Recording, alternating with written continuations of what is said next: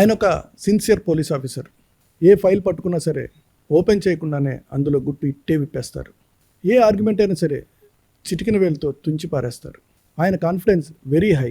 ఎందుకంటే నేను ఏ తప్పు చేయలేదు కాబట్టి అనేటువంటి పంచ్ మన మొఖాన కొడతారు. ఆయన కమిషనర్గా ఉన్నప్పుడు పెర్ఫార్మెన్స్ అదుర్స్. కానీ ఆయన ఇంటెలిజెన్స్ చీఫ్ అయిన తర్వాతే ఆయనకి పొలిటికల్ కలర్ టచ్ అయింది. ఆ తర్వాత ఆ గ్రాఫ్ వేరే లెవెల్. ఇప్పుడు ఆ గ్రాఫే పాలిటిక్స్ని డైరెక్ట్గా టచ్ చేయనుంది. సో పోలీస్ ఆఫీసర్గా మీసం మెలేసిన ఆయన ఇప్పుడు రాజకీయ నాయకుడిగా మీసం మెలేస్తారా తెలియదా అంటే వైకే టీవీ స్టూడియోకి విచ్చేసినటువంటి ఏబి వెంకటేశ్వరరావు గారితో మాట్లాడి వారిని అడిగి తెలుసుకునే ప్రయత్నం చేద్దాం. సార్ నమస్తే sir, welcome to YK TV. నమస్కారం సార్, ఎలా ఉన్నారు? బాగున్నారండి. సార్, డైరెక్ట్గా మన క్వశ్చనీర్లోకి వెళ్ళిపోదాం అనుకుంటున్నాను. So first question I would like to ask you one thing. మిమ్మల్ని చంద్రబాబు జేబులో మనిషి అనడం వైసీపీ వాళ్ళు గతంలో ఉన్నారు, ఇప్పుడు అంటున్నారు. ఇది నిజమా? నేను ఎవరి జేబులో వాటికి ఎందుకుంటానండి. నేను ఒక స్వేచ్ఛాజీవిని. నా స్వేచ్ఛని చాలా విలువైన దానిగా పరిగణిస్తా. సో నేను ఎవరి జేబులోనూ ఉండను. సార్, ఎందుకు వచ్చింది మరి అలాంటి టాపిక్? ఎందుకు విమర్శ? చంద్రబాబు నాయుడు గారితో కలిసి పనిచేశాను కాబట్టి ఒక 5 ఏళ్ళు అట్లా అనుకుని ఉంటారు. దాన్ని ఒక రూమర్ కింద ప్రచారం చేశారు. దానికే కట్టుబడి ఉన్నారు వాళ్ళు. ఓకే, వాళ్ళు మార్చుకోలేకపోతున్నారు వాళ్ళ రూమర్ని. అంతే తప్ప నాకేం ప్రాబ్లం లేదు. వాళ్ళు ఏమన్నా వాస్తవం మారదు కదా. ఓకే సార్, మీరు ఒప్పుకున్నా ఒప్పుకోకపోయినా మీరు టీడీపీ మనిషి అని ముద్ర పడింది లేదా ముద్ర వేశారా? రైట్. ఓకే, సో అలాంటిది మీరు ఇప్పుడు రీసెంట్గా బనకచెర్ల మీద కానీ second phase Amaravati land pooling మీద కానీ విమర్శిస్తున్నారు. ఎందుకని జరిగింది? గ్యాప్ ఎక్కడ? నేను రిటైర్ అయిన తర్వాత నేను రాజకీయాల్లోకి రావాలని నిర్ణయించుకోవడం మీ అందరికీ తెలిసిన విషయమే కదా. ఒకసారి రాజకీయాల్లోకి వచ్చిన తర్వాత ప్రజలకు సంబంధించిన విషయాల మీద మాట్లాడతాను, కానీ దానివల్ల ఎవరికి వ్యతిరేకం ఎవరికి అనుకూలం అనేది చూడను. ప్రజలకు అనుకూలం అయింది అనుకున్నది నేను మాట్లాడతాను. సో బనకచెర్ల విషయంలోనంతే, అమరావతి సెకండ్ ఫేజ్ విషయంలోనంతే. ఎందుకని? ఏంటి మీరు అడుగుతున్నది ఏంటి బనకచెర్ల విషయంలో? ఏంటి బనకచెర్ల విషయంలో మేము తీవ్రంగా అభ్యంతరం పెట్టింది ఏంటంటే, ఇంత ఖరీదైన ప్రాజెక్టు వల్ల రాయలసీమకు కొత్తగా వచ్చే లాభం ఏమీ లేదు. 1 ఎకరం కూడా ఎక్స్ట్రా తడవదు. కాబట్టి దానికోసం 82,000 కోట్లు అంటున్నారు. అది చివరికి వచ్చేసరికి 1,50,000 కోట్లు, 2 లక్షల కోట్లు అవుతుంది. కనీసం ఒక 25-30 సంవత్సరాలు పడుతుంది. దానివల్ల ఏం ఉపయోగం ఉండదు. అది కాక ఇంత ఖరీదైన ప్రాజెక్టు, అనవసరమైన ప్రాజెక్టు టేకప్ చేయడం ద్వారా ఆంధ్రప్రదేశ్ ఆర్థిక పరిస్థితి మరింత దిగజారిపోతుంది. దానికంటే మీ దగ్గర నిజంగానే డబ్బులు ఉంటే దానికంటే బెటర్ ప్రాజెక్ట్స్ ఉన్నాయి ఇదే లైన్లో పోలవరం నీళ్లు తీసుకువెళ్ళడం కోసం అని చెప్పి సజెస్ట్ చేశాం.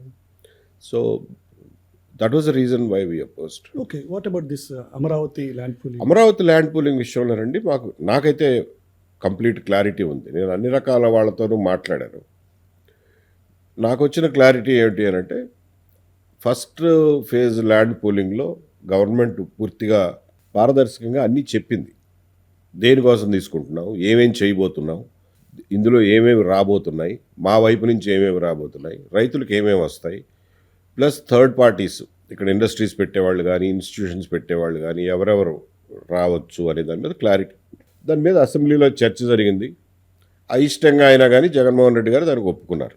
తర్వాత రాష్ట్ర వ్యాప్తంగా అక్కడక్కడ కొన్ని చోట్ల వ్యతిరేకత ఉన్నా ఆ మాత్రం రాజకీయ వ్యతిరేకత ఎప్పుడైనా ఉంటుంది. మీరు ఏ ప్రాజెక్టు తలపెట్టినా కానీ ఉంటుంది కాబట్టి. బట్ బ్రాడ్లీ ప్రజల్లో ఒక కాన్సెన్సస్ అయితే వచ్చింది. ఓకే, ఒక యాక్సెప్టెన్స్ అయితే వచ్చింది. సరే, రాజధాని కావాలి, సరే గొప్ప పెద్ద రాజధాని కట్టుకుందాం, ఒక ఎకనామిక్ ఇంజిన్ లాగా కట్టుకుందాం అని అంటున్నారు కాబట్టి ఆల్ రైట్. అంత పెద్దది కట్టాలంటే ల్యాండ్ ఎక్విజిషన్కి డబ్బులు లేవు కాబట్టి ల్యాండ్ పూలింగ్ చేస్తున్నారు, బాగానే ఉంది. రైతులు నమ్మారు ప్రభుత్వాన్ని, ప్రభుత్వం కూడా రైతులకి రీజనబుల్లీ మంచి డీల్ ఇచ్చింది కాబట్టి ఒప్పుకున్నారు. సో దాని మీద రాష్ట్ర ప్రజలందరికీ బాధ్యత ఉంది అమరావతి ఫేజ్ 1 మీద. ఫేజ్ 2 విషయానికి వచ్చేసరికి ప్రభుత్వం ఏమీ ఓపెన్గా చెప్పడంలా. ఏంటంటే మీకు ఇంకా ఎందుకు కావాల్సి వచ్చింది ల్యాండ్ అని అంటే ప్రభుత్వం ఓపెన్గా చెప్పడంలా. ఈ పర్పస్ కోసం కావాలి అని చెప్పి ఓపెన్గా చెప్పడంలా. కాసేపు ఏమో స్పోర్ట్స్ సిటీ అంటారు, కాసేపు రైల్వే లైన్ అంటారు, కాసేపు రైల్వే స్టేషన్ అంటారు, కాసేపు అవుటర్ రింగ్ రోడ్ అంటారు, కాసేపు కాసేపు ఎయిర్పోర్ట్ అంటారు. వీటి విషయంలో ఇతమిద్దంగా ఇది అని చెప్పి గవర్నమెంట్ ఓపెన్గా రావడంలో మనం పేపర్లో లీకుల ద్వారా తెలుసుకోవడమే. అలా అయినప్పుడు రైతులు కనుక ఈ రోజున సరే ఏ కారణాల వల్ల అయితే కానివ్వండి సెకండ్ ఫేజ్లో రైతులు భూమిని ఇచ్చారే అనుకుందాం, గవర్నమెంట్ తను ఇచ్చినటువంటి ప్రామిస్ని ఫుల్ఫిల్ చేయలేదే అనుకుందాం, రేపు పొద్దున ఆ బాధ్యత అంతా రాష్ట్ర ప్రజల మీద రాష్ట్ర ప్రభుత్వం మీద పడుతుంది కదా. అవును. దాన్ని ఫుల్ఫిల్ చేయాల్సిన బాధ్యత రాష్ట్ర ప్రజల్ని కాన్ఫిడెన్స్లోకి తీసుకోకుండా పారదర్శకంగా వ్యవహరించకుండా అదేదో ప్రైవేట్ వ్యవహారం అన్నట్లుగా గవర్నమెంట్లో కొందరు రైతులు ఒక అగ్రిమెంట్ రాసేసుకుంటే రాష్ట్ర ప్రజలు బాధ్యత ఎలా పడతారు రేపు పొద్దున? Yeah. That is the long term that I'm thinking about. Okay. అదిగాక మీరు ఉన్నదాన్ని కంప్లీట్ చేయకుండా ఇది సెల్ఫ్ సస్టైన్ ప్రాజెక్ట్ అన్నారు కదా, అవును. So it should finance itself. Yes. అందులో గవర్నమెంట్ బిల్డింగ్లు ఏవైతే ఉన్నాయో దానికి గవర్నమెంటే ఖర్చు పెట్టాలి. అవును. బట్ అదర్వైజ్ ట్రంక్ ఇన్ఫ్రాస్ట్రక్చర్ కానీ వాటి అంతటికి సిఆర్డిఏ నుంచి వచ్చిన ఆదాయంతోనే చేసుకుంటామని అన్నారు. అవును. అది ముందు చేసేయండి. అది చేసేసిన తర్వాత ఇంకొకటి ఏమంటున్నామంటే మీకు రేపొద్దున మళ్ళీ ఎక్స్పాండ్ చేయాలి సిటీ అనుకుంటే గవర్నమెంటే ఎక్స్పాండ్ చేయాల్సిన అవసరం లేదుగా, ప్రైవేట్ ఇండివిజువల్స్ వాళ్ళే ఎక్స్పాండ్ చేసుకుంటారు. Yeah. మీరు మాస్టర్ ప్లాన్ ఇవ్వండి, మెయిన్ రోడ్స్ ఇక్కడ, సైడ్ రోడ్స్ ఇక్కడ, ఈ రోడ్డు వెడల్పింత అని చెప్పి ఇవ్వండి, యూటిలిటీస్కి ప్లేస్ ఇవ్వండి, మాస్టర్ ప్లాన్ తయారు చేసి వదిలిపెట్టండి. లైక్ హైదరాబాద్ లాగా Yeah. అర్బన్ అగ్లామరేషన్ అని చెప్పి ఒక 50-year మాస్టర్ ప్లాన్ ఇస్తారు. ఆ మాస్టర్ ప్లాన్ ఇస్తే దానికి అనుగుణంగానే ఇప్పుడు ఉన్నటువంటి రైతులు వాళ్ళన్నా డెవలప్ చేసుకుంటారు, ఆ చేతగాని రైతులు ఎవరైనా వేరే వాళ్ళకి అమ్ముకుంటారు. Okay. So leave it to the public. Government ఇంతకు మించి బరువు భుజాన వేసుకుంటే అది రేపు పొద్దున భారం అవుతుంది ఓకే. అనేది నా ఉద్దేశం. రైట్ సార్, దీన్ని కన్విన్స్ చేయగలిగారా రైతుల్ని? దీనికి సంబంధించి మీరు ఈ మధ్య మీటింగ్స్ కూడా పెట్టడం జరిగింది. నేను రైతులతో మీటింగ్ పెట్టలా ఇప్పటి వరకు. నేను మొన్న మందడంలో ఫస్ట్ ఫేజ్ ఫార్మర్స్తో మాట్లాడాను. ఓకే. సెకండ్ ఫేజ్ ఫార్మర్స్ని నేను ఇంతవరకు ముఖాముఖి ఎప్పుడు అడ్రస్ చేయలే. అంటే నేను అడ్రస్ చేస్తే మళ్ళీ వీడు చెడగొడుతున్నాడు అనే రాంగ్ మెసేజ్, చెడ్డ పేరు, రాంగ్ మెసేజ్ నాకెందుకు అని చెప్పి నా కన్సర్న్స్ రైతులను ఉద్దేశించి చెప్పా. ఓకే. మీరు జాగ్రత్తగా ఉండండి, మీరు ఆలోచించి చేయండి ఏం చేసినా కానీ అని. మీరు ఐపీఎస్ అధికారిగా హానెస్ట్ అనేటువంటి పేరు ఉంది మీకు. ఒక ఎస్పీగా ఇక్కడ పనిచేసినప్పుడు కానీ ఇప్పటికి కూడా ఏ అధికారిని కదిలిచ్చినా మీ గురించి చాలా గొప్పగా చెప్తారు. Okay. When you become IB చీఫ్గా వచ్చిన తర్వాత, ఇంటెలిజెన్స్ చీఫ్గా వచ్చిన తర్వాత ఈ ఎలిగేషన్స్ ఎందుకు వచ్చాయి, లేకపోతే ఈ ఆరోపణలు ఎందుకు వచ్చాయి? ఈ రెండు ఫేసులను మీరు ఎలా డిఫైన్ చేస్తారు? ఇంటెలిజెన్స్ చీఫ్గా ఉన్న వాళ్ళ మీద ఒక రకమైనటువంటి దృష్టి ఉంటుంది రాజకీయ నాయకులకి. అధికార పక్షంలో ఉన్న వాళ్ళకి ఉంటుంది, ప్రతిపక్షంలో ఉన్న వాళ్ళకి ఉంటుంది. ఓకే. అది ఆ పోస్ట్తో పాటు వచ్చేటటువంటి risk. It's a professional hazard that comes with that post. దానికి సిద్ధపడిన వాళ్ళే అటువంటి ఉద్యోగాలు చేయాలి. అధికార పక్షంలో ఏముంటుందో చెప్పినా, ఎవరికన్నా సీట్ రాకపోయినా, ఎవరికన్నా మినిస్ట్రీ రాకపోయినా, ఎవరికన్నా ఏదన్నా నామినేటెడ్ పోస్టు వస్తుందో అనుకున్నది రాకపోయినా, ఇదిగో వీడే చెప్పినట్టున్నాడు నా మీద పితిరీలు అంటారు. ఓకే. ప్రతివేలు ఇంటెలిజెన్స్ వైపు, ప్రతివేలు ఇంటెలిజెన్స్ వైపుకి చూపిస్తారు. అసలు మాకు సంబంధం లేదురా అని మేము నోరు తెరిచి చెప్పుకోలేని పరిస్థితి. ఇక ఎటువంటి రాళ్ళు మా మీద విసిరినా కానీ తట్టుకొని నిలబడటం తప్ప మేము చేయగలిగింది ఏమీ లేదు. ఎదురు తిరిగి చెప్పలేము ఓపెన్గా వాళ్ళకి. మాకు సంబంధం లేదు అని చెప్పలేము, సంబంధం ఉందని చెప్పలేము. సో కాబట్టి అధికార పక్షం నుంచి ఇది వస్తుంది. ప్రతిపక్షం నుంచి ఏమొస్తుందంటే, ఇప్పుడు ప్రతిపక్షం అన్నప్పుడు ఏదో ఒకటి వాళ్ళు గవర్నమెంట్ని డిస్టెబిలైజ్ చేయడానికి లేకపోతే గవర్నమెంట్ని బదనాం చేయడానికి ప్రయత్నం చేస్తుంటారు. వాటిని వీలున్నంత వరకు ముందుగా పసిగట్టి ప్రివెంటివ్ చర్యల ద్వారా వాటిని ఆపు చేయటం ఇంటెలిజెన్స్ డిపార్ట్మెంట్ యొక్క విధి. గవర్నమెంట్ యొక్క లెజిటిమేట్ స్టెబిలిటీని కాపాడడం అనేది ఇంటెలిజెన్స్ డిపార్ట్మెంట్ యొక్క one of the charter of duties. Okay. So ఆ పనిలో భాగంగా చేస్తూ ఉంటారు. చేస్తూ ఉన్నప్పుడు వాళ్ళ ప్లాన్ ఎప్పుడైనా భగ్నం అయిపోయింది అనుకోండి, ఇదిగో ఇంటెలిజెన్స్ డిపార్ట్మెంట్ వాళ్ళు అది చేస్తున్నారు, ఇది చేస్తున్నారు. ఇప్పుడు ఆ విషయం చెప్పకుండా జనరల్గా ఇంటెలిజెన్స్ డిపార్ట్మెంట్ మీద పడేసే బండ ఏంటంటే మా ఫోన్లు ట్యాప్ చేస్తున్నారు అంటారు. సో అదొక జనరల్ ఎలిగేషన్. వీళ్ళు గవర్నమెంట్లో ఉన్నారు, వాళ్ళకి తెలుసు, రేపొద్దున గవర్నమెంట్లోకి వస్తే వాళ్ళు ఏం చేస్తారో వాళ్ళకి తెలుసు. అయినా సరే దీన్ని ఒక ఇన్స్ట్రుమెంట్ లాగా వాడుకుంటూ ఉంటారు. ఆ రకంగా బదనాం అవటం అనేది ఈ పోస్టుకి కొత్త కాదు.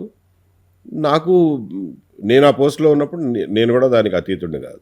రైట్ సార్, ఇదే సిచ్యువేషన్ మీకు తెలంగాణలో కనపడుతుంది, ఇక్కడ కూడా కనపడుతుంది, సేమ్ ఎలిగేషన్. Right. సో ఇవన్నీ సిమిలర్గా ప్రతి రాష్ట్రంలో జనరల్గా జరిగే ఉంటాయి. కొన్ని రాష్ట్రాల్లో మరీ ఎక్కువ ఉంటుందండి, కొన్ని రాష్ట్రాల్లో అంత ఎక్కువ ఉండదు. మనకు కొంచెం సౌత్లో ఎక్కువ ఓకే. ఇటువంటి ఫినామినా. Right sir. జగన్ మానసిక వ్యాధితో బాధపడుతున్నారు అనేటువంటి కామెంట్ ఈ మధ్య చేయడం జరిగింది. Right. ఎందుకు అంత మాట అనాల్సి వచ్చింది? I really feel that there's something about his health. He cannot be a normal person. Okay. That is what I strongly believe. Because normal person అయినప్పుడు ఇంత అడ్డగోలుగా ఎవరు ఆలోచించలేరు. ఇప్పుడు పాలిటిక్స్ అన్నాక విమర్శించడం మామూలే, కానీ ఇంతలాగా ఒక ఏరియాని దృష్టిలో పెట్టుకుని ఏరియా మీద కక్ష సాధించడం ఏంటండి? అమరావతి మీద కక్ష ఏంటి ఆయనకి? ఏదో పాపం ప్రజలు వాళ్ళు మంచోళ్ళు చెడ్డోళ్ళు ఏదో కూడా ఒకడు వాళ్ళ తిప్పలు వాళ్ళు పడుతున్నారు. ఎక్కువ మంది 90% ఆఫ్ దెమ్ సన్నకారు రైతులే కదా. అవును. వాళ్ళు ఏం పెద్ద టాటాలు బిర్లాలు కాదు. 2 ఎకరాలు 3 ఎకరాలు 4 ఎకరాలు ఉన్నవాళ్ళు. ఇవాళకి మీరు చూస్తే అమరావతిలో అందరూ లుంగీలు కట్టుకుని తిరుగుతూ ఉంటారు. ఓకే.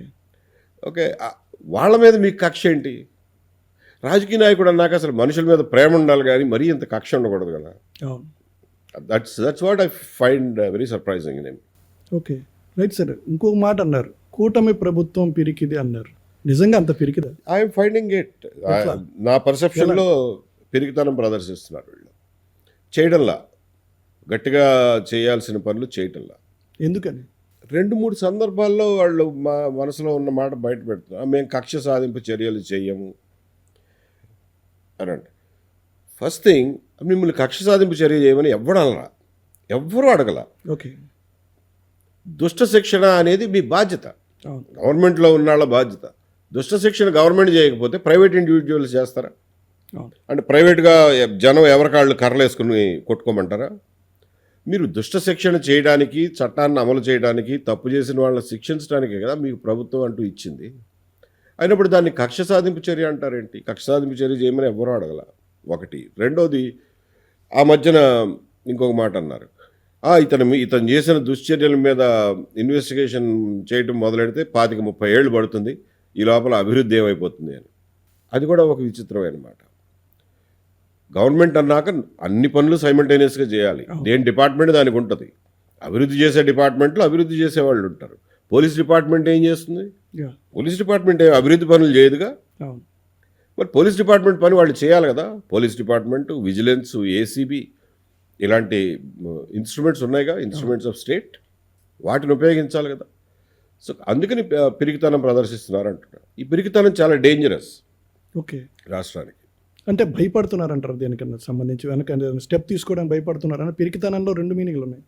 ఏ ఉద్దేశంతో చేస్తున్నారో ఇంకా క్లియర్గా అర్థం కావడం లేదు. ఒకవేళ చేస్తే రేపొద్దున ఎప్పుడైనా గవర్నమెంట్ మారినప్పుడు మళ్ళీ మన మీదకి వస్తారేమో అనే పిరికితనమైనా కావచ్చు, లేకపోతే ఎందుకు వచ్చిన గోల అసలే మంచోడు కాదు అన్న పిరికితనం కావచ్చు. 2 సమర్థనీయం కాదు.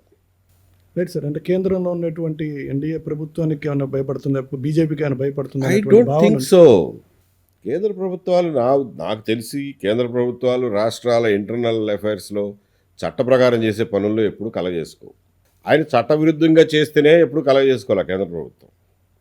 చట్టవిరుద్ధంగా ఎన్ని పనులు చేశాడు, దాంట్లోనే కలగజేసుకోవాలి కేంద్ర ప్రభుత్వం గత 5 ఏళ్ళు. మీరు చట్ట ప్రకారం చేస్తే వాళ్ళు ఎందుకు కలగజేసుకుంటారు? Right sir. అంటే ఇప్పుడు వైసీపీ విమర్శిస్తున్నట్టుగా రెడ్ బుక్ రాజ్యాంగం రాష్ట్రంలో లేదంటారు. లేదు, అదేమీ ఇంప్లిమెంట్ అవ్వడంలా. రెడ్ బుక్కే కాదు, రెడ్ బుక్ అనేది వాళ్ళ పొలిటికల్ స్లోగన్ అనుకోండి. బట్ మనం అడిగేది ఏంటంటే జగన్మోహన్ రెడ్డి గారి ప్రభుత్వంలో జరిగిన దుర్మార్గాలు, అన్యాయాలకి న్యాయం జరిపించండి అని. Right sir. అంటే మీరు ఫస్ట్ టైం ఉన్నప్పుడే జగన్ సామ్రాజ్యం మీద చర్యలు తీసుకోవాలనేటువంటి కామెంట్ ఒకటి చేయడం జరిగింది. ఫస్ట్ టైం గవర్నమెంట్ అంటే గతంలో 2014లో ఉన్నప్పుడే జగన్ సామ్రాజ్యాన్ని ఒకటి వేలతో తీసేయాలి, కానీ అలా చేయలేదు అనేటువంటి మాట మీరు కామెంట్ చేయడం. అప్పుడు మీరు ఇంటెలిజెన్స్ చీఫ్గా ఉన్నారు, అప్పుడు చంద్రబాబు నాయుడుకి ఇలాంటి సలహా ఇచ్చారు. నేను ఇంటెలిజెన్స్ చీఫ్గా ఉన్నప్పుడు ఏం సలహా ఇచ్చాను, ఏమి ఇవ్వలేదు అనేది చెప్పడం కొంచెం ప్రొఫెషనల్గా కాన్ఫిడెన్షియాలిటీ దెబ్బతింటుంది. కానీ నేను ఇంటెలిజెన్స్ చీఫ్ కాక ముందు నుంచే చెప్పాను. ఓకే. చెప్పాల్సిన వాళ్ళకి ముందే 2014లో ఎలక్షన్ రిజల్ట్స్ వచ్చిన వారం రోజుల్లోనే నాకు చేతనైనంత ఇన్ఫర్మేషన్ తీసుకొచ్చి దీన్ని ఎలా ఒక కొలిక్కి తీసుకురావాల్సిన ఆవశ్యకత గురించి క్లియర్గా చెప్పాను. ఓకే. సో అయితే నా బాధ్యత అయితే నేను నిర్వర్తించాను. ఒక పౌరుడిగా మా బాధ్యత నిర్వర్తించారు. పౌరుడిగాను నిర్వర్తించా, ఒక అధికారిగా కూడా నా బాధ్యత నేను నిర్వర్తించాను. అంతవరకు చెప్పగలను. Right sir. రాజధాని మహిళలను వైసీపీ ప్రభుత్వం అంటే గతం ప్రభుత్వం విపరీతంగా హింసించింది. కానీ ప్రస్తుత ప్రభుత్వం వారి మీద ఎలాంటి చర్యలు తీసుకోవట్లేదు. ఈవెన్ జగన్ మీద ఆయన మనుషుల మీద చర్యలు తీసుకోవడం లేదు అనేటువంటి కామెంట్ చేశారు. ఎలాంటి చర్యలు ఎక్స్పెక్ట్ చేస్తున్నారు? వాటి మీద కేసులు రిజిస్టర్ చేయాలిగా. ఎవరైతే ఎక్సెసివ్ ఫోర్స్ యూజ్ చేశారో ఆ రోజుల్లో మీకు గుర్తుండే ఉంటుంది, కవాతులు నిర్వహించేవాళ్ళు రాజధాని గ్రామాల్లో. హైకోర్టు ముట్టికాయలు వేయాల్సి వచ్చింది. ఇదేమన్నా కాశ్మీర్ అనుకుంటున్నారా ఏంటి కవాతులు నిర్వహిస్తున్నారు అని. ఇళ్ల మీద డ్రోన్లు పంపించేవాళ్ళు. తర్వాత ఒక ఉమెన్ కానిస్టేబుల్ తోటి ఒక తప్పుడు కంప్లైంట్ ఇప్పించి ఒక విలేకరుల మీద, అమరావతి మహిళల మీద కేసులు పెట్టించారు. TV9 వాళ్ళ మీద ఎవరో దాడి చేస్తే మహిళలందరినీ మూకుమ్మడిగా తీసుకెళ్లారు. ఎస్సీల మీద SC/ST అట్రాసిటీ కేసులు పెట్టారు. నిజంగానే వాస్తవంగానే ఒక గర్భిణీ మీద, పిల్ల మీద వాళ్ళ నాన్న ఎత్తుకుపోతా అంటే ఇవి అడ్డం పడింది. అడ్డం పడితే ఇలా బూటకాలతో తంతే she not only last pregnancy, ఇప్పటి వరకు పిల్లలు కారణానికి ఎన్ని రకాల వైద్యాలు ఉంటే అన్ని రకాల వైద్యాలు ప్రయత్నం చేస్తుంది. ఇప్పటి వరకు పిల్లలు పుట్టలేదు. My god, they are all human tragedies sir. మీరు దాని మీద యాక్షన్ తీసుకోరా? ఎవరు దానికి రెస్పాన్సిబుల్ అన్నది మీకు తెలుసు కదా. మీరు ఆ న్యాయం కూడా చేయలేకపోతే ఎందుకు గవర్నమెంట్లో మారటం ఎందుకు? Right sir. అంటే లోకేష్ ది రెడ్ బుక్ అంటే మీది సూపర్ రెడ్ బుక్ అనొచ్చా? అంటే ఇప్పుడు ఎవరిని వదిలిపెట్టకూడదు అనేది మీరు చెప్తున్నారు. ఎగ్జాక్ట్లీ. దానికి రెడ్ బుక్లు ఏమి అవసరంలా. ప్రజలు ఎవరి బుక్ వాళ్ళు మెయింటైన్ చేసుకున్నారు. మీరు అనంత్ బాబును మళ్ళీ లోపల పంపించడంలో మీరు డైరెక్ట్గా తీసుకొని దానికి సంబంధించినటువంటి కంప్లైంట్ కానీ అప్డేట్ చేయడం జరిగింది, అతన్ని లోపలికి పంపించడం జరిగింది. ఈ విషయంలో మీకు జనాలు కూడా సపోర్ట్ చేయడం జరిగింది. సో అలా మీరు అనుకున్నటువంటి మీ లిస్ట్లో, మీ బుక్లో ఎవరెవరు ఉన్నారు? నేను ఆల్రెడీ ఆ కోడికత్తి శ్రీను విషయం ఒకటి రైజ్ చేశాను. అది ఇంకా హైకోర్టులో పెండింగ్ ఉంది. దాని మళ్ళీ కోర్టు హాలిడేస్, ఇప్పుడు మళ్ళీ కోర్టు తెరిచిన తర్వాత ఇంకొక పిటిషన్ వేసి దాన్ని లిస్ట్ చేయాలి. లిస్ట్ అవుతుంది అతి కష్టం మీద. లిస్ట్ అయినప్పుడు ఎప్పుడో 125 నెంబర్లో పడుతుంది. అక్కడ దాకా రీచ్ అవ్వట్లేదు మ్యాటర్స్. సో అలా అయిపోతుంది. ఇప్పుడు పండగ సెలవులు అయిన తర్వాత మళ్ళీ దాన్ని టేకప్ చేయాలి. ఇది అనంతబాబు డోర్ డెలివరీ ఇదొకటి. తర్వాత ఈ గులకరాయి కేసు ఒకటి. ఇది ఒక అన్యాయమైన కేసు అండి. లిసన్, అది దెబ్బ తగిలిందా అంటే తగిలింది.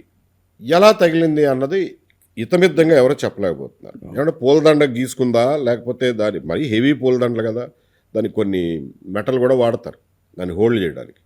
ఆ మెటల్ ఏమన్నా గీసుకుందా, లేకపోతే నిజంగానే ఎవడన్నా రాయి వేసాడో తెలియదు. ఆల్ రైట్, తెలుసుకోండి. రాయి ఎవడేసాడో తెలీదు రాయి అయితే కనుక. ఈ పిల్లాడైతే కాదు.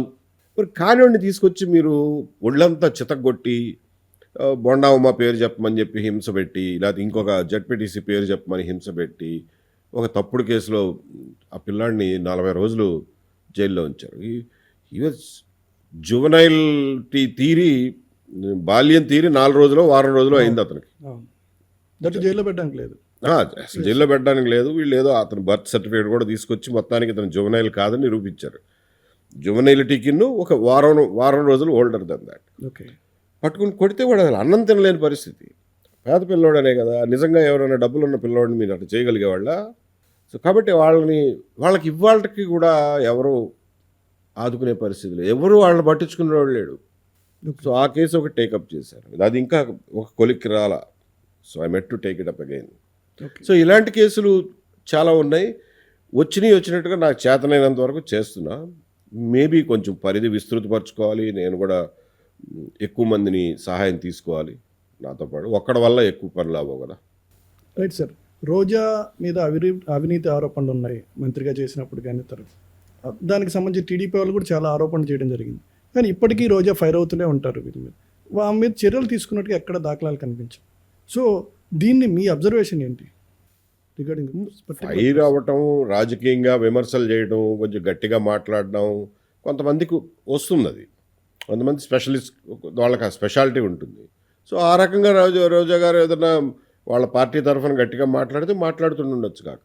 బట్ యాక్చువల్గా ఆవిడ చేశారు అని ఆడుదాం ఆంధ్రాలో జరిగిన అవకతవకలు ఉన్నాయి, వాటిని మేము పట్టుకున్నాము అని అన్నప్పుడు వాడిని ఒక లాజికల్ కంక్లూజన్ తీసుకెళ్లాల్సిన బాధ్యత మీదే కదా. అది చేయకపోవడమే మన దురదృష్టం. దాని గురించి మేము పద్దగా అడిగేది. Right sir. Liquor scam case, Peddireddy case, Jethwani case, like that Kodikathi case, APPSC case, ఇలాంటి కేసులు సంబంధించి చాలా కేసులు ఉన్నాయి. ఇవి ప్రభుత్వం సరిగానే డీల్ చేస్తుంది అనుకుంటున్నారు? నేను పాలిటిక్స్లో ఉన్నాను కాబట్టి ప్రతి దానికి ప్రభుత్వాన్ని విమర్శించడమే పనిగా పెట్టుకుని నేను మాట్లాడదలుచుకోవాలా. కాకపోతే మీరు అన్న కేసులు అన్నిటిలోనూ సరిగ్గా డీల్ చేయట్లా. ఏం చేయమంటారు? పాయింట్అవుట్ చేయొద్దా? ఎవరేమో అనుకుంటారో అన్న మొహమాటంతో మానేయమంటారా? నిజమే కదా, ఏపీపీఎస్సీ కేసు ఎక్కడికి తీసుకెళ్లారు మీరు ఎల్ఈడి స్క్రీన్ పెట్టి గంట సేపు ఎక్స్ప్లెయిన్ చేశారు ఏ రకంగా అవకతవకలు చేశారు, ఏ రకంగా హాయ్లాండ్లో కూర్చోబెట్టి డ్రైవర్లతోనూ వెల్డర్లతోనూ పేపర్లు దిద్దిచ్చారు. మరి వాళ్ళు గవర్నమెంట్లోకి వచ్చిన తర్వాత ఆ పాత గవర్నమెంట్లో ఏపీపీఎస్సీ వేసిన ఎఫిడవిట్ని మీరు కూడా సమర్థించి ఇంతే, మాకు ఇంతకు మించి తెలియదు అని అంటే దాన్ని ఏమనుకోవాలి? ఎంత బాధ్యత రాయిచ్చు అనుకోవాలి? ఎవరిచ్చారు అటువంటి సలహా? అసలు ఆశ్చర్యం వేస్తుంది. అలాగే లిక్కర్ కేసు కూడా, లిక్కర్ కేసు ఎక్కడ దాకా వచ్చింది? ఏదైనా ఒక స్ట్రీమ్ ఒక ఎండ్కి వస్తే అక్కడతో ఆపేసి ఇంకొక కొత్త స్ట్రీమ్ మొదలెడతారు. చెవిరెడ్డి భాస్కర్ రెడ్డి గారిని లేకపోతే ఇంకొకళ్ళనో ఎన్ని రోజులు జైల్లో ఉంచాము, రిమాండ్ ఖైదీలుగా ఉంచాము అన్నది కాదు. కేసును ఒక కొలిక్కి తెచ్చామా లేదా, ఆ డబ్బుల్ని ట్రేస్ చేశామా లేదా, మొత్తం ఆ కుట్రను బయట పెట్టగలిగామా లేదా, ఆ విషయంలో అయితే ఫెయిల్ అవుతున్నాగా. Right sir. ఇప్పుడు ప్రస్తుతం నిజంగా ఇప్పుడు ఈ కేసులకి సంబంధించి మీరు సర్వీస్లో ఉండి ఉన్నతమైన స్థానంలో ఉంటే మీరు ఎలాంటి చర్యలు తీసుకున్నారు? నేనైతే వీటిని ఇక్కడతో వదిలిపెట్టేవాడు కాదు. లాజికల్ కంక్లూజన్కి తేవడం ముఖ్యమండి. ఎక్కువ ఎన్ని రోజులు రిమాండ్లో ఉంచామన్నది నా ఉద్దేశంలో ముఖ్యం కాదు. కాకపోతే ఇప్పుడు ఉన్న వాళ్ళని పని చేయనిస్తే వాళ్ళైనా నేను చేయగలిగింది వాళ్ళు చేయగలుగుతారు. Okay, but why they are not able to do it? ఇప్పుడు నాలంత తోపులు ఎవరు లేరని కాదు, ఇప్పుడు ఉన్న ఆఫీసర్లు కూడా చేయగలుగుతారు. సార్ మీరు అంటే ఐపీఎస్ టు పొలిటీషియన్ మీ జర్నీ స్టార్ట్ అయిపోయినట్టేనా? ఇప్పటికి దాదాపు ఏప్రిల్ 13వ తారీఖునే నేను డిక్లేర్ చేశానండి, రాజకీయాల్లో ప్రవేశిస్తున్నాను, నా శేష జీవితం దాంట్లోనే గడుపుతాను అని చెప్పి డిక్లేర్ చేశాను. Yes, I have already started. Right sir. 2014 నుంచే మీరు పొలిటీషియన్గా వ్యవహరించారనేది వైసీపీ ఆరోపణ. వాళ్ళ ఎమ్మెల్యేలని పోచింగ్ చేసింది మీరే అనేటువంటి ఆరోపణ కూడా అది మీకు కూడా తెలిసిన విషయం. సో దాని మీద ఏమంటారు మీరు? ఓకే, అది ఒక ట్రెడిషనల్ క్వశ్చన్ అయిపోయింది కాబట్టి దానికి ఆన్సర్ కూడా చెప్తాను. అండ్ నా ఆన్సర్ కొంచెం స్లైట్గా కరెక్ట్, మీ క్వశ్చన్ కంటిన్యూస్గా వస్తుంది, నా ఆన్సర్ కొంచెం బెటర్ ఇంప్రూవ్ అవుతుంది క్రమంగా. నేను అనేది ఏంటంటే, నేను ఉద్యోగం చేసిన నాళ్ళు ఉద్యోగాన్ని ఉద్యోగంలానే చేశాను, రాజకీయంగా లాగా చేయలే. నేను కొన్ని విషయాల్లో ఎక్కువ చొరవ తీసుకుని జనరల్గా మీరు ఎక్స్పెక్ట్ చేసిన దానికంటే కూడా ఎక్కువ ముందరబడి ఉద్యోగం చేసి ఉండొచ్చు. బట్ దానికి రాజకీయాలకి ఏమి సంబంధం లేదు. నేను 2-3 ఎగ్జాంపుల్స్ కూడా చెప్పాను. ఒకసారి వైసీపీ నాయకుడిని ఒకడిని దొంగ కేసు, ఎస్సీ ఎస్టీ కేసు పెట్టారు, రేప్ కేసు పెట్టారు. అది కూడా ముసలాయన, ఆయన 65-70 ఏళ్ళు కనీసం ఉంటాయి, ముసలాయన, ఎక్స్ఎమ్మెల్సీ. ఆయన మీద కేసు పెడితే దాన్ని కేసు విత్డ్రా చేసేదాకా నేను వెంటబడ్డా. వైసీపీ వాళ్ళు నన్ను ఏం అడగలేదే. It was out of my own sense of responsibility. అట్లాగే తెలుగుదేశం వాళ్ళు వాళ్ళ పార్టీ వాడిని ఒక మున్సిపాలిటీ వైస్ చైర్మన్ని పండగనాడు తీసుకెళ్ళి పోలీస్ స్టేషన్లో కూర్చోబెట్టారు. అక్కడ లోకల్గా ఏదో గొడవలు ఉన్నాయని నేను అడ్డం పడి వాళ్ళని పండగనాడు ఇంటికి పంపించాను. సో అట్లా నేను కొన్నిసార్లు నాకు అవసరం లేకపోయినా చొరవ తీసుకునేవాడు. మరీ కళ్ళెదుటుగా ఎక్కడైనా అన్యాయం జరుగుతుందని తెలిసినప్పుడు నేను ఇమీడియట్గా ఇంటర్వ్యూని అయ్యేవాడిని. సో దాన్ని రాజకీయం అనలేరు మీరు. That was how I perceived my sense of responsibility, sense of duty.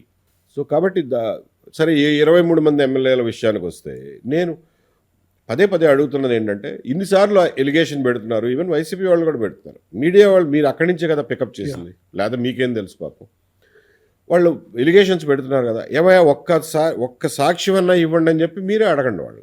Okay, 5-6 ఏళ్ల నుంచి అదే మాట మాట్లాడుతున్నారు, ఒక్క సాక్ష్యం అన్నా ఇవ్వగలగాలగా. 23 మందిలో కొంతమంది వాళ్ళ దగ్గరే ఉన్నారుగా, 23 మంది టీడీపీలో లేరుగా, కొంతమంది మళ్ళీ వెనక్కి వెళ్ళిపోయారు వైసీపీ. సో సాక్ష్యాలు లేకుండా పదే ఆరోపణలు చేస్తే సమాధానాలు కంటిన్యూస్గా చెప్పాలని అవసరం నాకేముంది. Right sir. అంటే అందుకే మిమ్మల్ని జగన్ టార్గెట్ చేశాడు అన్నటువంటి టాక్ ఉంది. Is it right? నేను ఈ ఇనీషియల్ పర్సెప్షన్ రావడంలో జగన్మోహన్ రెడ్డి గారిని కూడా బ్లేమ్ చేయను. ఎందుకంటే వెళ్ళిపోయినాడు, అరే ఎందుకు వెళ్ళిపోయారా అంటే ఏం చెప్తాడు? నేను డబ్బుల కోసం వెళ్ళానని చెప్తాడా? లేదా ఏదో ఆశించి వెళ్ళానని చెప్తాడా? అవును. ఏదోలే అన్న బలవంతం పెట్టారు అంటాడు. ఎవడరా బలవంతం పెట్టింది? పోలీసు వాళ్ళు బలవంతం పెట్టారన్న, ఇక తప్పలేదు అని అంటాడు. Yeah. పోలీసు వాళ్ళు అంటే నా వైపుకి చూపించుంటారు. ఓకే. సో అదే ఆయన మైండ్లో పడిపోయి ఉండొచ్చు. He also doesn't know what is the truth. వాళ్ళు చెప్పింది వింటమే కానీ ఈయనకేం తెలుసు ఓకే. వాళ్ళు ఎందుకు వెళ్ళారో. కానీ సీఎం అయిన తర్వాత ఇంటెలిజెన్స్ యొక్క పరిధి ఏందనేది వారు తెలిసి ఉంటుంది కదా, పోనీ అప్పుడన్నా ఆగిపోవచ్చు కదా ఈ అలిగేషన్. అప్పటికే ఇది అయిపోయిందిగా. ఒక్కసారి మీరు పొలిటికల్గా ఒక స్టాండ్ తీసుకున్నాక మార్చుకోలేరు. ఓకే. అందుకని చెప్పి ఇక అదే కొట్టుడు కొడతా వస్తున్నారు అప్పటి నుంచి ఇప్పటిదాకా. Okay, right sir. ఈ ఎమ్మెల్యేలకు సంబంధించి మీరు ఎప్పుడు కూడా గతంలో అప్పుడు సీఎం చంద్రబాబు గారు ఉన్నప్పుడు ఆయనకి ఇంటెలిజెన్స్ చీఫ్గా ఎప్పుడు ఈ ఎమ్మెల్యేలకు సంబంధించి ఏ డీటెయిల్స్ మీరు తీసుకెళ్ళలేదు? నో, టాపిక్ ఈ నెవర్ ఆస్ మీ ఈ పలానా ఎమ్మెల్యేలని మాకు తెచ్చిపెట్టండి అని చెప్పి ఆయన అడగల. మేము ఎప్పుడు ఏ ఎమ్మెల్యేతోనూ ఏనాడు మాట్లాడలే. వాళ్ళు పొలిటికల్గా ఏదో మాట్లాడుకున్నారు, వాళ్ళు పొలిటికల్ టు పొలిటికల్ ఏదో మాట్లాడుకున్నారు, వాళ్ళు ఫ్లోర్ మారారు అన్నది వాస్తవం. తిరిగి అధికారంలోకి వస్తే కొంతమంది అధికారుల మీద గట్టిగా చర్యలు ఉంటాయి అన్నారు. అదే పీపీపీకి తరఫున కాంట్రాక్ట్ కన్నా తీసుకుంటే వాళ్ళని జైల్లో పెడతాం అనేటువంటి మాట కూడా జగన్మోహన్ రెడ్డి అనడం జరిగింది. సో దీన్ని ఎలా చూడాలి? అంటే తిరిగి మళ్ళీ జగన్ సీఎం అయ్యేటువంటి ఛాన్స్ ఉందా? మీరేమంటారు? ఎట్టి పరిస్థితుల్లోనూ అవ్వకూడదనేది నా ప్రయత్నం, నా రాజకీయ ప్రయత్నం కూడా. అది పక్కన పెడితే ఇక అది ఆయన స్టైలేగా. మేము వచ్చిన తర్వాత మేము వస్తే నీ మీద ఏం చేస్తామో అది చేస్తాము, నా మీద కూడా అనేవాళ్ళుగా. విజయసాయి రెడ్డి గారు వీళ్ళు పేరు పెట్టి మరీ అనేవాళ్ళు. నా పేరు, ఇంకొంతమంది అధికారుల పేరు కూడా పెట్టి మాట్లాడేవాళ్ళు 2018-19లో. సో అట్లాగే వచ్చిన తర్వాత వాళ్ళ చేతనైనంత వరకు చేశారు. బట్ నేననేది ఏంటంటే అధికారులు ఎవరైతే ఉన్నారో వాళ్ళు చట్టబద్ధంగా వాళ్ళ తప్పు లేకుండా పనిచేసుకుంటూ పోతే ఎవరు వాళ్ళని ఏమీ చేయలేరు. ఓకే. సో ఈయన బెదిరింపులకు ఎవరు బెదరాల్సిన అవసరం ఏమీ లేదు. Right sir. పార్టీ పెడతామంటున్నారు, పార్టీ ఆల్రెడీ వర్క్ చేస్తున్నారు, రాజకీయ పార్టీకి సంబంధించినారు. ఇప్పటిదాకా మీ ఎవరైతే ఐపీఎస్ ఐఏఎస్ ఆఫీసర్లు ఎవరైనా ఉన్నారు అంటే వీళ్ళందరూ పెడుతున్నటువంటి పార్టీలన్నీ మకలో పుట్టి పొబ్బులో కలిసిపోతున్నటువంటి పరిస్థితి. సో ఏ కాన్సెప్ట్ తోటి మీరు ముందుకెళ్దాం అనుకుంటున్నారు? ఇవన్నీ చూసి కూడా మీరు పార్టీ పెట్టాలని ఎందుకు అనుకుంటున్నారు? ఇది కూడా సెకండ్ స్టాండర్డ్ క్వశ్చన్. ఆయన ఏ ఇంటర్వ్యూ అంటే ఇది మనం చూస్తుంది యాప్కి సంబంధించి ఆమ్ ఆద్మీ పార్టీకి చెందినటువంటి కేజ్రీవాల్ తప్ప మనకి ఎక్కడ చూసినా కానీ ఐఏఎస్ ఐపీఎస్ ఆఫీసర్లు పెట్టినటువంటి పార్టీలు పూర్తి స్థాయిలో నిలబడి. కరెక్టే మీరు అన్నది కరెక్టే.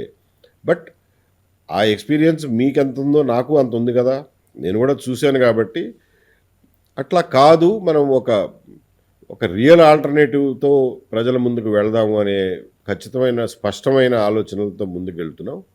సో నా ఉద్దేశంలో ప్రజలు ఎప్పటికైనా ఒక ఆల్టర్నేటివ్ని ఎత్తుక్కుంటారు.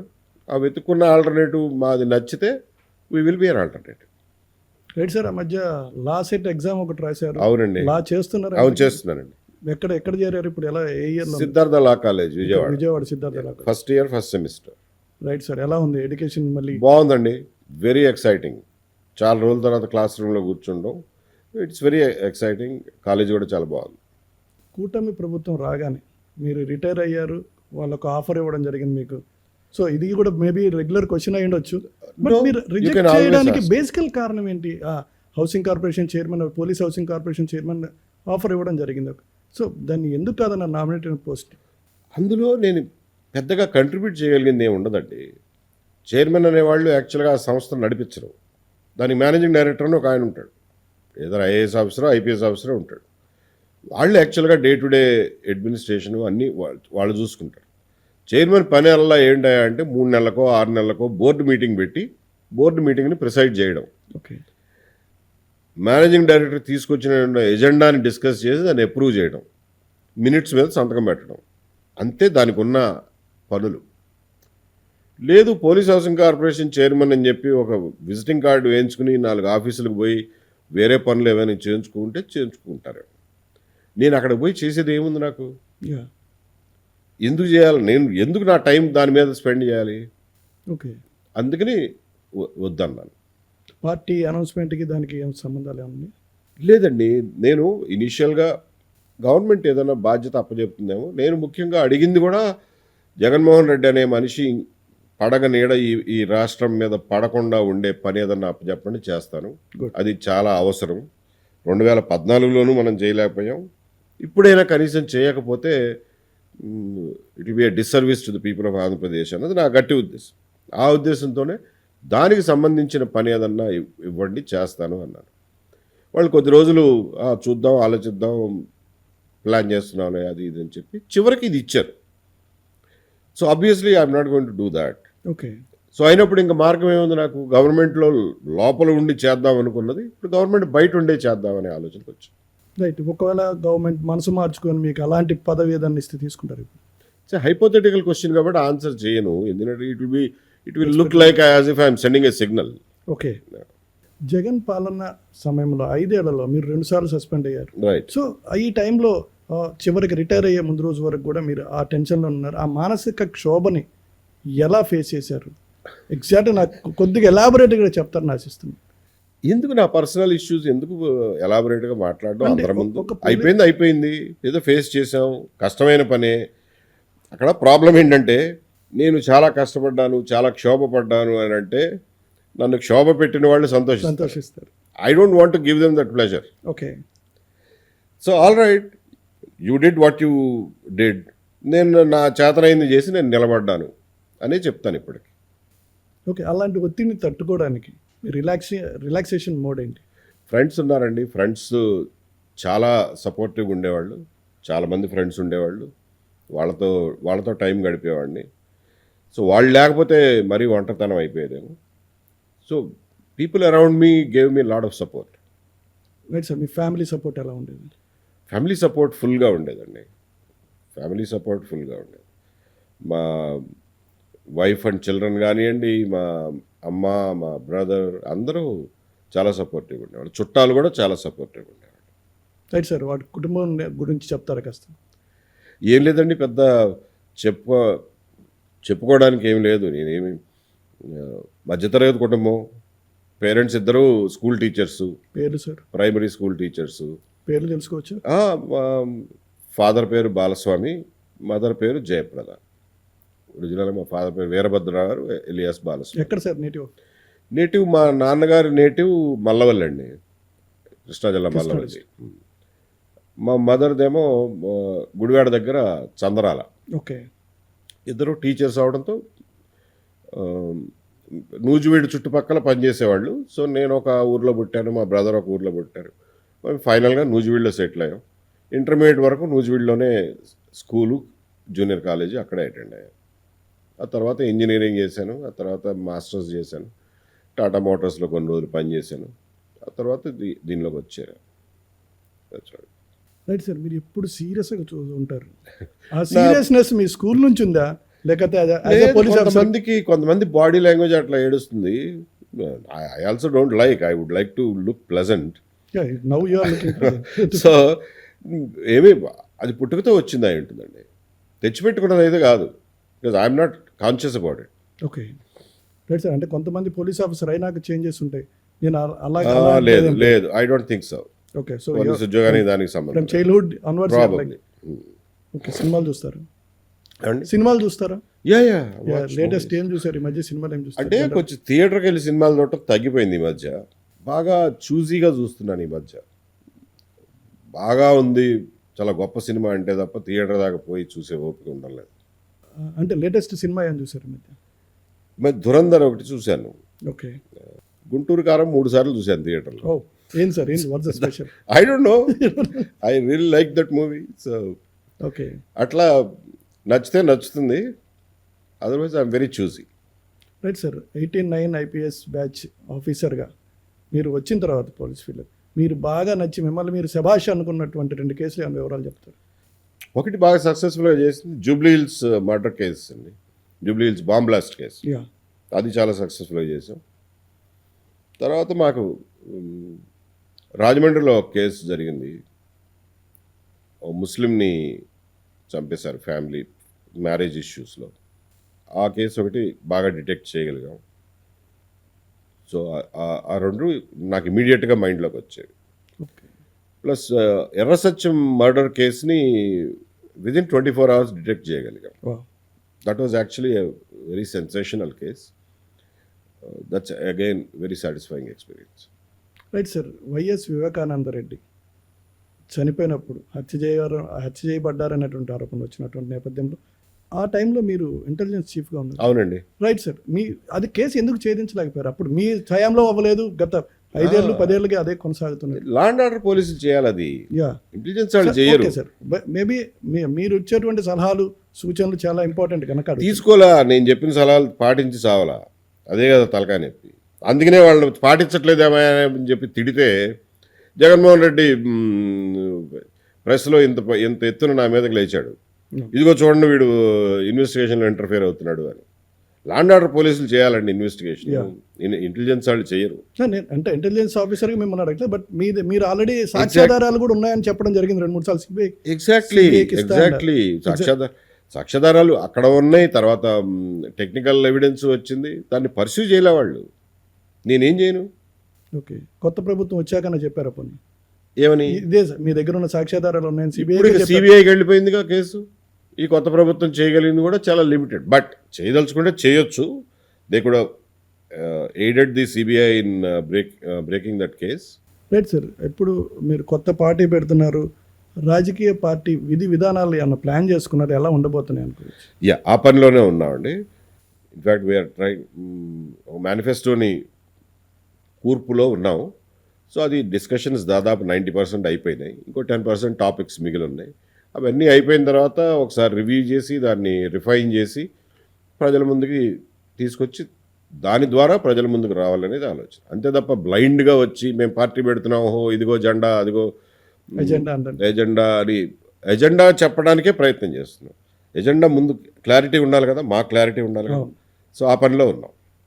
Right sir. అంటే ఏవి ముఖ్యంగా ఏ కాన్సెప్ట్ వేటిని టచ్ చేసేటువంటి అన్ని భారతదేశం అనుకోండి, బట్ ముఖ్యంగా concentration will be on Andhra Pradesh. Okay. Andhra Pradesh రాష్ట్ర ప్రజల అభ్యున్నతికి కానీ, అభివృద్ధికి కానీ, వ్యక్తిగతమైన అభివృద్ధి కానీ, ఆర్థిక అభివృద్ధి కానీ, సామాజిక అభివృద్ధి కానీ తీసుకురావాల్సినటువంటి మార్పులు, ప్రభుత్వాలు చేయాల్సిన పనులు, చెయ్యకూడని పనులు, అలాగే చట్టపరంగా తేవాల్సిన మార్పులు, ఈవెన్ రాజ్యాంగంలో తేవాల్సినటువంటి మార్పులను కూడా సూచించదలుచుకున్నాం. మాకు చేతనవుతుందో లేదో తర్వాత విషయం, but at least in principle we should have an opinion on certain things.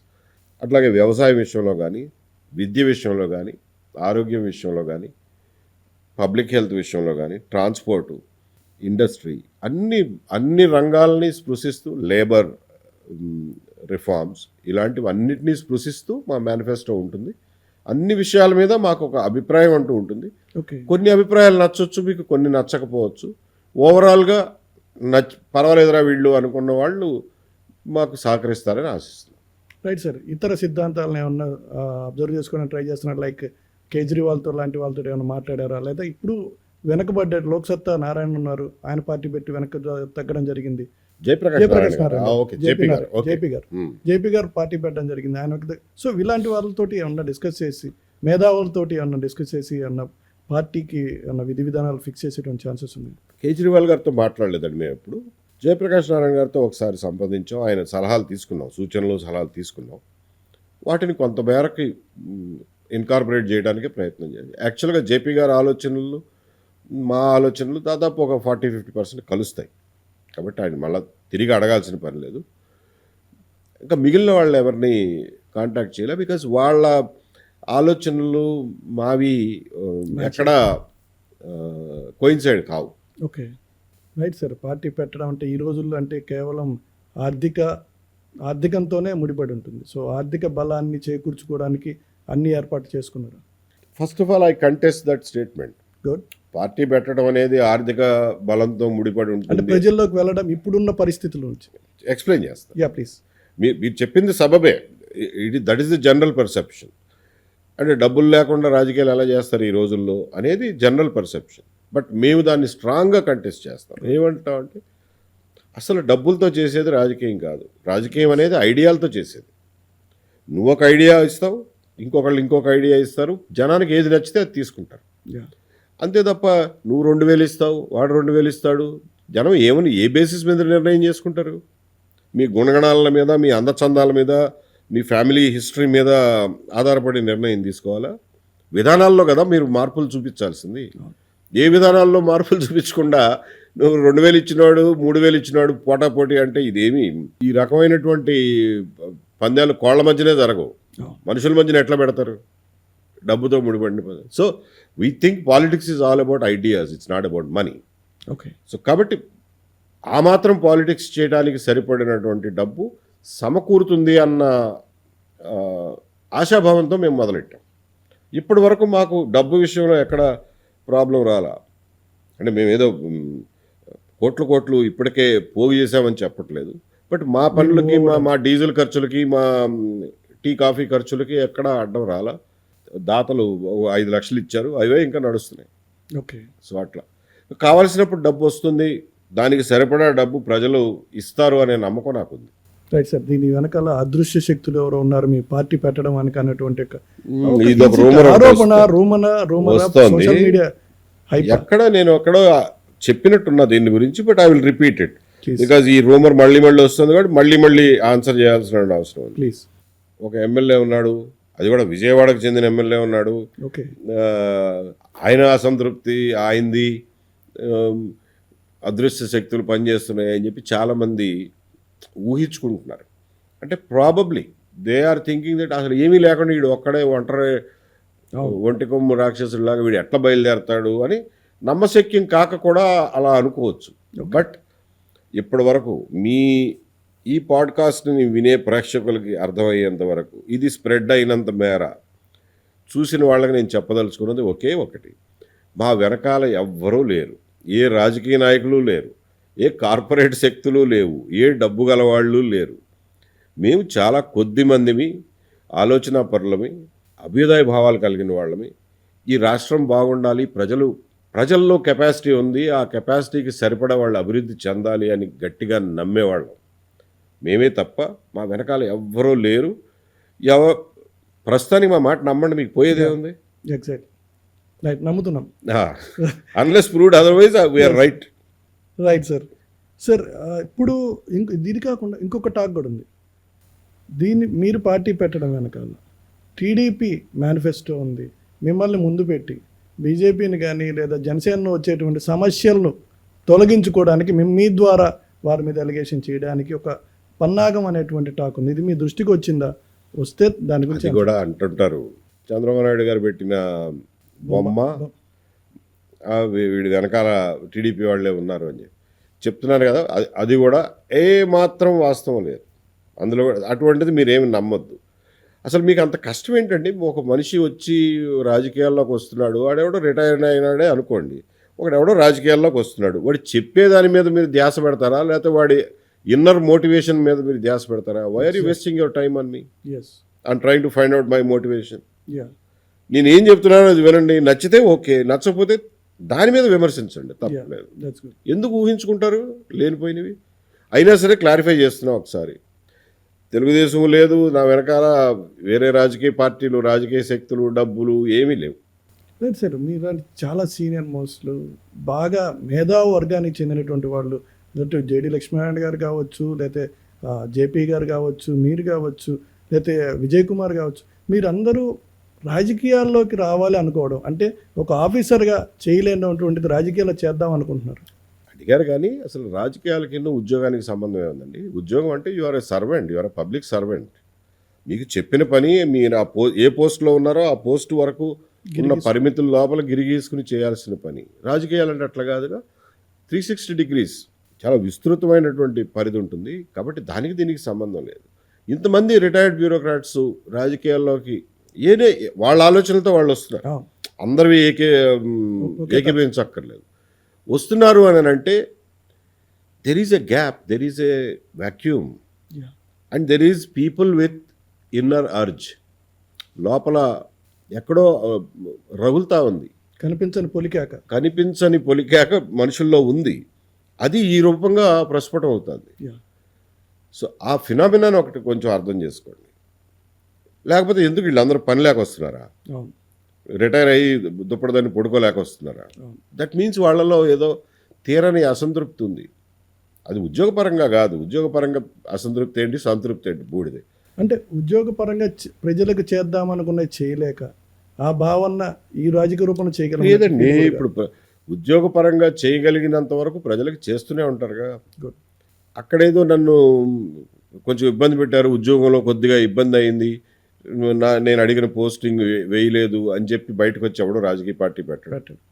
ప్రజల గురించి ఆలోచించేవాళ్ళు, ఏదో చేద్దామని అనుకునే వాళ్ళే, సమాజం కోసం ఏదో ఒకటి చెయ్యాలి అనుకునే వాళ్ళే వస్తారు. లేకపోతే వాళ్ళ టైము, వాళ్ళకున్న కాస్త కోస్త డబ్బులు, వాళ్ళ మెంటల్ పీసు దీనికోసం ఎందుకు ఖర్చు పెడతారు? Give them A patient hearing, give them A benefit of doubt అని నా రిక్వెస్ట్. రైట్ సార్, మీరు విజయవాడ కేంద్రంగా ప్రజల అభిప్రాయ సేకరణకు ఒక కేంద్రం పెడతామన్నట్టుకున్నారు. సో దానికి సంబంధించి పార్టీకి సంబంధించి అభిప్రాయ కాదు, అది కొంచెం మిస్కమ్యూనికేషన్ అయింది. ఆ రోజున ఏమైందంటే ఆ పెద్ద ఆయన కృష్ణారావు గారు ఏమో పెద్ద ఆయన అయిపోయారు, ఎక్కువసేపు కూర్చోబెట్టలేము. వివి కృష్ణారావు తొందరగా ముగించాలి సభ, మాట్లాడాల్సిన వాళ్ళు ముగ్గురు ఉన్నాం. అందుకని చెప్పి నేను గబగబా చెప్పేశాను చెప్పదలుచుకున్నది. అందులో కొంత మిస్కమ్యూనికేషన్ అయ్యి ఉండొచ్చు. నేను అన్నది ఏంటంటే విజయవాడ నగరం విభిన్న రాజకీయ అభిప్రాయాలకి కేంద్రం. Okay. Over a period of time it has been like that. Right wing దగ్గర నుంచి ఎక్స్ట్రీమ్ లెఫ్ట్ వింగ్ వరకు అన్ని అభిప్రాయాలు ఉంటాయి. మీకు తెలుసో తెలీదో, ఒరిజినల్గా సెంట్రల్ కోఆర్డినేషన్ కమిటీ అని, coordination committee of communist revolutionaries of India అని, CCCRI అని కొల్లా వెంకయ్య గారు వీళ్ళందరూ విజయవాడలో మీటింగ్ పెట్టి అక్కడ అయింది. నక్సలైట్ల పుట్టుక విజయవాడలో జరిగింది. సో నక్సలిజం నుంచి అన్ని రకాల భావజాలాలకి విజయవాడ ఒక కేంద్ర బిందువు. ఇవాళకి కూడా వాళ్ళ వారసులు లేకపోతే తర్వాత తరాల నాయకులు పెద్దాళ్ళు అయిపోయారు, అంత యాక్టివ్గా లేరు, అయినా కానీ ఉన్నారు. సో నేను అన్నది ఏంటంటే విజయవాడకు ఉన్నటువంటి ఆ ప్రత్యేకతను దృష్టిలో పెట్టుకుని రకరకాల భావాలు, అభిప్రాయాలు ఇచ్చిపుచ్చుకుంటూ ఇంపార్టెంట్ ఇష్యూస్ మీద డిబేట్ చేయగలిగిన కేంద్రం ఒకటి నడపగలిగితే విజయవాడకి న్యాయం చేసిన వాళ్ళం అవుతాం. అటువంటి కేంద్రాన్ని ఏమన్నా డబ్బులు దాన్ని నడపడానికి ఖర్చు అవుతుంది కదా, ఇంటద్దె కట్టాలి, కరెంటు బిల్లు కట్టాలి, ఆ డబ్బు పోగు చేసి అటువంటి కేంద్రాన్ని నడపాలని ఉంది. వివి కృష్ణారావు గారి జ్ఞాపకార్థం, ఆయన గౌరవార్థం. ఎందుకంటే ఆయన అన్ని రకాల అభిప్రాయాలని ఒక చోట ఒక వేదిక మీదకి తీసుకురాగలిగినటువంటి సమర్థుడు.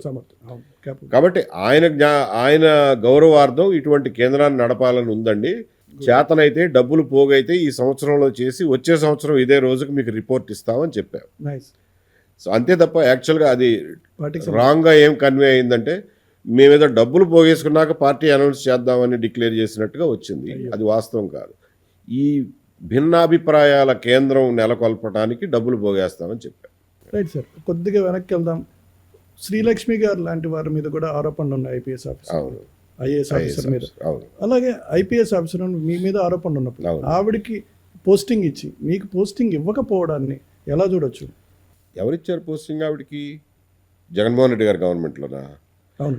పోస్టింగ్ ఇవ్వడం ఏంటి? ఆవిడ తెలంగాణలో ఉంటే ఇక్కడికి డెప్యుటేషన్ మీద తెచ్చుకున్నారు కదా.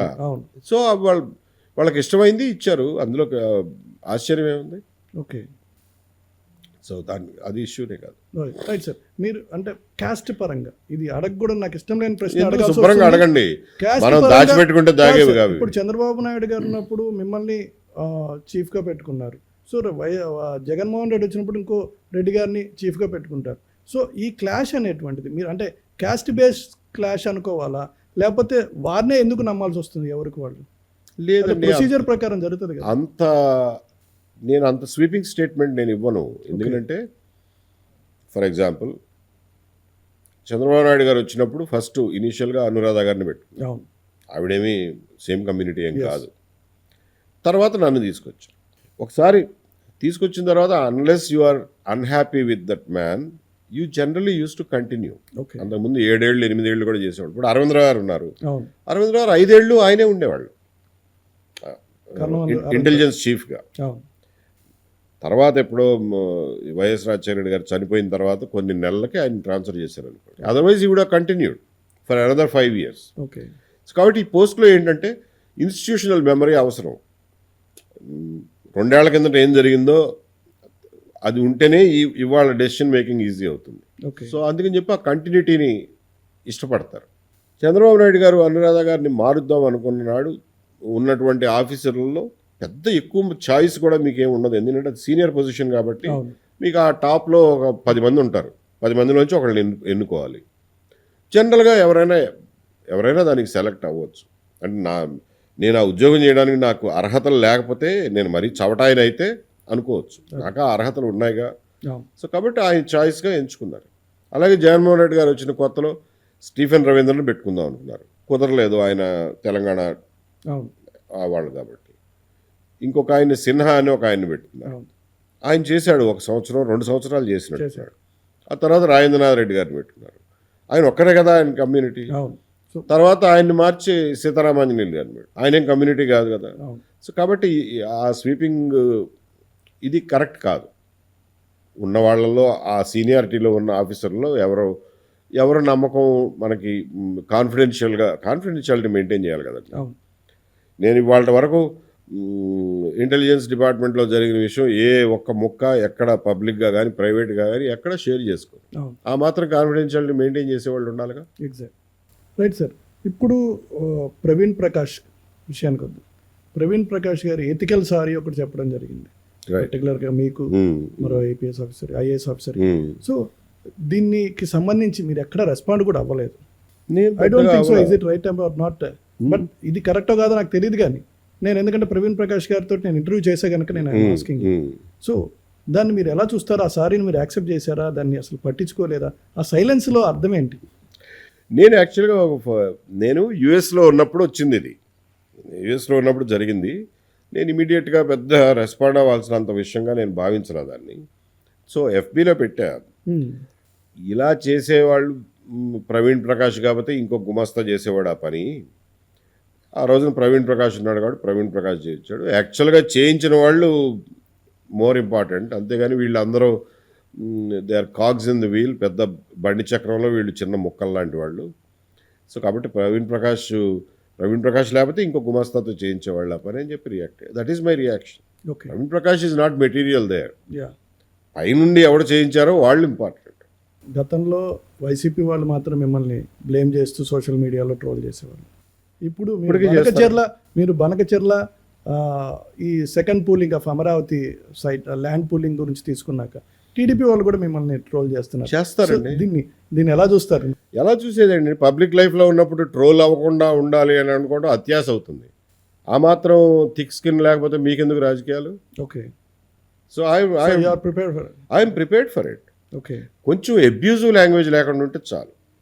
కొన్నిసార్లు ఆట పట్టించవచ్చు, ఎగతాళి చేయొచ్చు, అన్నీ చేయండి, బట్ భాష సరైనది ఉపయోగించండి. మరీ ఆ పబ్లిక్ లైఫ్లో ఆ భాష వినలేక వస్తున్నాం. ఆంధ్రప్రదేశ్ రాజధాని ఇప్పుడున్నటువంటి కూటమి గవర్నమెంట్ ముందుకు తీసుకెళ్తుందా? ఎప్పటికి ఎక్స్పెక్ట్ చేస్తున్నారు మీరు? దాంట్లో ఒక స్ట్రక్చర్ని ఎప్పుడు ఎక్స్పెక్ట్ చేస్తున్నారు? నాకు ఇప్పుడు ఆ రాజధాని కట్టడం విషయంలో నాకేం అనుమానం లేదు. ది వే పనులు జరుగుతున్న తీరుని బట్టి చూస్తే, ప్లస్ దానికి వెనకాల డబ్బు కూడా కొంత ఫండ్ కూడా మొబిలైజ్ అయింది కాబట్టి, రుణాల రూపంలో కానివ్వండి, ఇంకొక రూపంలో కానివ్వండి, గ్రాంట్లు కానివ్వండి, ఏదైనా రాజధానిలో ఎసెన్షియల్ పార్ట్స్ ఇన్ఫ్రాస్ట్రక్చర్ కానీ, రోడ్లు, డ్రైనేజీలు, కరెంటు ఇలాంటివి ఏర్పరచడంలో కానీ కొన్ని ముఖ్యమైనటువంటి భవనాలు లైక్ రిజర్వ్ బ్యాంకో లేకపోతే ఈ స్టేట్ బ్యాంక్ ఆఫ్ ఇండియానో, సెక్రటేరియట్, హైకోర్టు, అసెంబ్లీ ఎలాగో కడతారు. అసెంబ్లీ మన దగ్గర జరిగేదే కొద్ది రోజులు అనుకోండి. అసెంబ్లీ ఉన్నా లేకపోయినా నడిచిపోతుంది ప్రస్తుతానికి. సెక్రటేరియట్ ఒకటి కట్టాలి, ప్లస్ క్వార్టర్సు, అంతవరకు అయితే అయిపోతాయి అనేది నాకు గట్టి నమ్మకం ఉంది. కానీ ఆ గ్యాప్స్ ఏవైతే ఉన్నాయో, అంటే ప్రభుత్వం దగ్గర ఏదైతే భూమి ఉందో ఆ భూమిలో ఏ భవనాలు రాబోతున్నాయి, ఏ వ్యాపారాలు రాబోతున్నాయి, ఎవరు వచ్చి జనబాహుళ్యంతో దీన్ని నింపుతారు అనేది నేను ఇంకా వేచి చూస్తున్నా. అది నింపనంత వరకు మనం సెక్రటేరియట్ కట్టుకుంటే సెక్రటేరియట్ ఎంప్లాయీసే ఉంటారు అక్కడ. ఓకే. మహా అయితే వాళ్ళకి పాలు పోసేవాళ్ళు, కూరగాయలు అందించేవాళ్ళు ఉంటారు. అంతకు మించి జనాభా పెరగదు, వ్యాపారాలు పెరగవు, ఆర్థిక అభివృద్ధి జరగదు. కాబట్టి గవర్నమెంట్ దగ్గర ఉన్న ల్యాండ్లోకి ఎటువంటి సంస్థలను తీసుకొస్తారు? కేంద్ర ప్రభుత్వ సంస్థలు అన్నీ అయిపోయినాయి, ప్రైవేట్ సంస్థలను తీసుకురావాలి. వాళ్ళు ఎటువంటి సంస్థలను తీసుకొస్తారు, వాళ్ళు ఎంత మేరకు ఎంప్లాయ్మెంట్ జనరేట్ చేయగలుగుతారు అనేది నేను ఆతృతగా ఎదురు చూస్తున్నాను. ఐ హోప్ ఈ 3 ఏళ్లలోనే ఎంతో కొంత ఆ విషయంలో పురోగతి కనిపించాలి మనకి. అప్పుడే అమరావతి ఆర్థికంగా నిలబడగలుగుతుంది.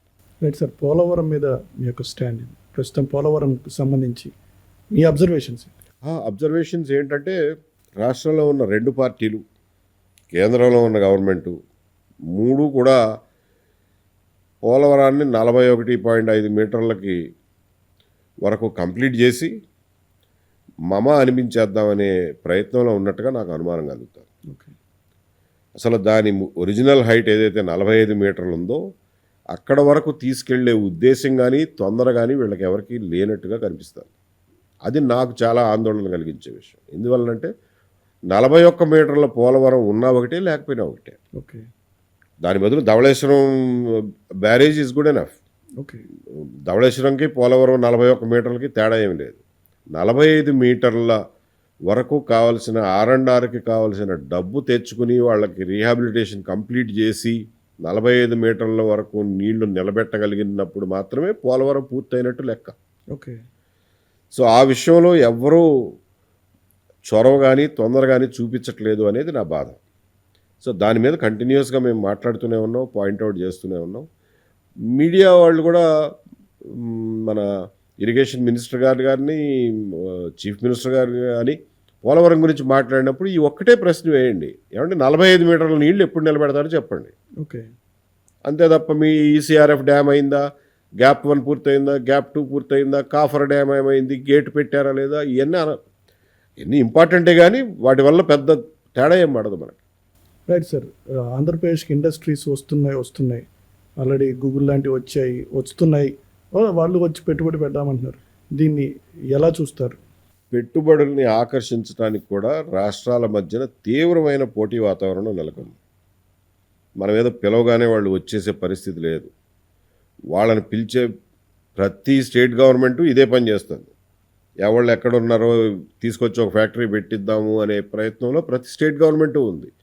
ప్రతి స్టేట్ గవర్నమెంట్లోని ప్రతి ఐఏఎస్ ఆఫీసరు అదే పనిలో ఉన్నాడు. కాబట్టి తీవ్రమైన పోటీ వాతావరణం ఉంది. దానికోసం మనం లెక్కకు మించిన ఇంప్రాక్టికల్ రాయితీలు ఇచ్చుకుంటూ మనం ఏదో ఒక ఫ్యాక్టరీ తెచ్చాం లేకపోతే ఒక సంస్థను తీసుకొచ్చామని సంతోషపడడం అనేది అంత కరెక్ట్ కాదు. ఓకే. కొంచెం కాస్ట్ బెనిఫిట్ అనాలిసిస్ కూడా మనం చేసుకోవాలి. చేసుకోకుండా ఫ్యాక్టరీ వస్తే చాలు ఎంతైనా ఇచ్చేయండి అని అంటే it doesn't stand to economic reasoning, financial reasoning also.